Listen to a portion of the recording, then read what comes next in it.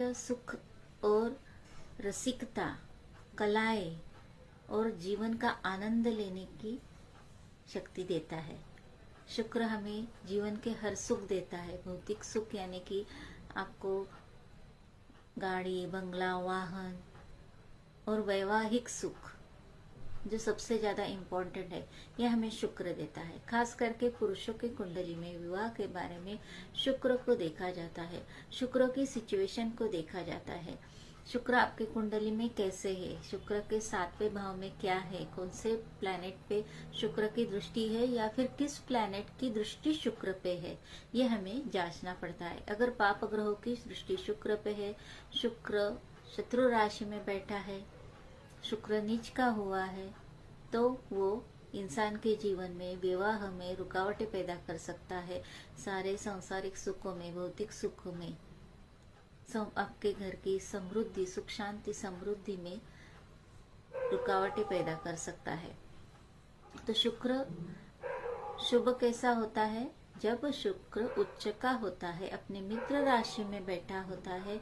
शुक्र का संबंध 7वें भाव से, जिसे हम विवाह का कारक भाव कहते हैं, उस भाव से आता है, तो आपका विवाह सुखमय और समृद्धि से भरा रहता है और विवाह में रुकावटें नहीं आती है और जीवन साथी भी मनपसंद मिलता है और कला गुणों से और सौंदर्य से भरा हुआ होता है। शुक्र हमें जीवन में वो सारे सुख देता है जो जीवन को सुख शांति से भरा रखे। तो यहाँ पे पुरुषों की कुंडली में शुक्र क्यों देखा जाता है? क्योंकि पत्नी के लिए विवाह में शुक्र पत्नी का कारक है एक पुरुष की कुंडली में, और स्त्री की कुंडली में मंगल एक पति का कारक है। तो शुक्र जब भी आपकी कुंडली में अस्त होता है, नीच का होता है, अस्त मतलब कि सूर्य के पास होके उसका खुद का तेज कम हो जाना, तो वो कमजोर पड़ जाता है।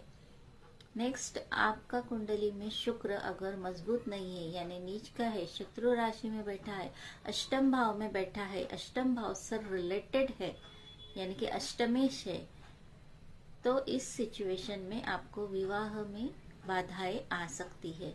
जैसे कि पहले तो विवाह तय होने में ही मुश्किलें आती है, विवाह देर से तय हो सकता है। दूसरी बात, शुक्र अगर कमजोर रहेगा तो आपके जीवन में आपको भौतिक सुख, सुख समृद्धि, संपत्ति मिलने में दिक्कतें आती है या टिकती नहीं है आपके पास।